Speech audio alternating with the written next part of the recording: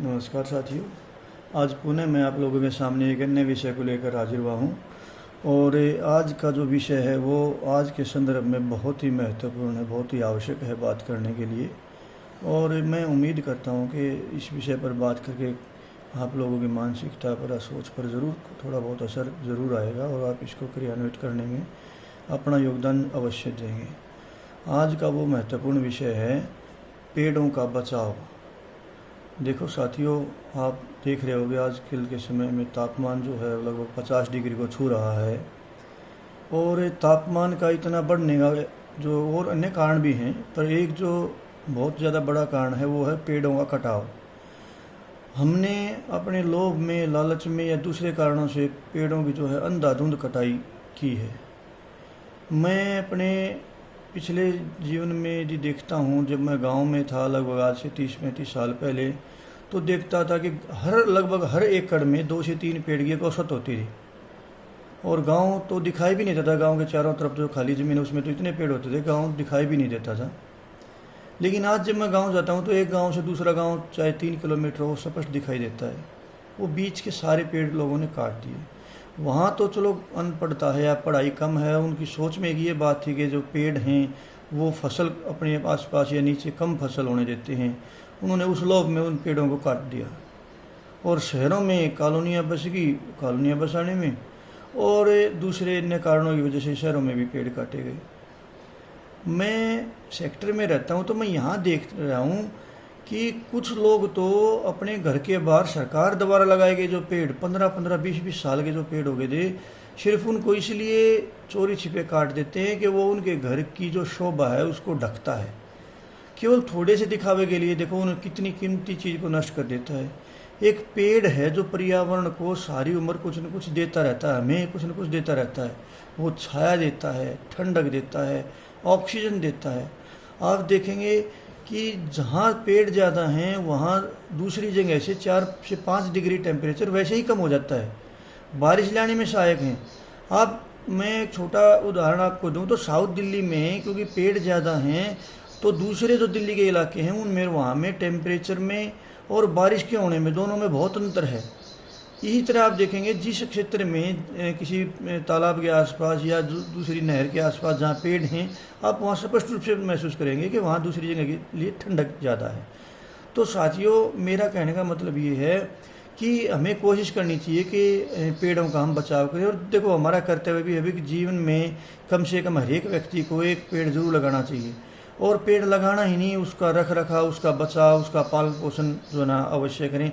एक बच्चे की तरह ही पाला जाता है पेड़ को। मैंने पेड़ लगाए हैं अपने पार्क में, ये शामलात पार्क है, तो उनमें रोज़ाना पानी देना, उनको गार्डनिंग करना, और यदि कोई जानवर खा गया तो उसको दोबारा से जो ना पालन पोषण में बड़ा मेहनत का काम है। लेकिन कम से कम ज़्यादा कोई नहीं कर सकता, तो एक पेड़ तो अवश्य लगाएं। हम अपने लिए कम से कम एक निशानी छोड़ के जाएंगे इस दुनिया से जाते हुए। पेड़ की आयु हमारी आयु से ज़्यादा होती है, ये स्पष्ट है। तो आप जाएंगे तो कम से कम वो पेड़ को आपके पोते पोती नाती उसका फल खा के या उसकी छाया में बैठ के उसको देख के ये याद करेंगे कि भाई हमारे दादा ने या पापा ने या ताया ने ये जो ना पेड़ लगाया था। और एक तो वो आपका पर्सनल व्यक्तिगत फ़ायदा होगा, दूसरा आप इस पर्यावरण को, इस दुनिया को भी कुछ न कुछ दे के जाएंगे, आपका योगदान बना रहेगा। मुझे तो ये समझ में नहीं आ रहा कि आपके घर के पास पेड़ है उसका कितना लाभ है। वो जो लोग अपने केवल दिखावे के लिए उस पेड़ को काट देते हैं। आप देखो, पेड़ ऑक्सीजन देता है तो ऑक्सीजन लेवल जहाँ पेड़ होगा आपके घर के ऑक्सीजन लेवल दूसरी जगह की तुलना में ज़्यादा रहेगा। वो छाया प्रदान करता है, वो गर्म हवा जो आती है उसको रोकता है, वो पूरा टाइम जो है आपको धूल गद्दा जो आती है उससे आपके घर का बचाव करता है। एक थोड़ा सा यदि आपका घर उधर से थोड़ा ढक गया है तो उससे क्या हो जाएगा कि देखो एक आदमी जाता हुआ ये देख ले कि वो बड़ी अच्छी कोठी है, और हो सकता है वो तब भी देख जाए, बस आपके मन का वहम है कि इसने मेरे मकान को ढक लिया, और लोग उसको काट देते हैं, उसके फ़ायदे नहीं देख रहे। तो मैं आप लोगों से पुनः ये विनती करूँगा कि भी कम से कम जीवन में ज़रूर से ज़रूर एक पेड़ लगाएं, क्योंकि आज के समय की तो ये बहुत बड़ी आवश्यकता हो गई है।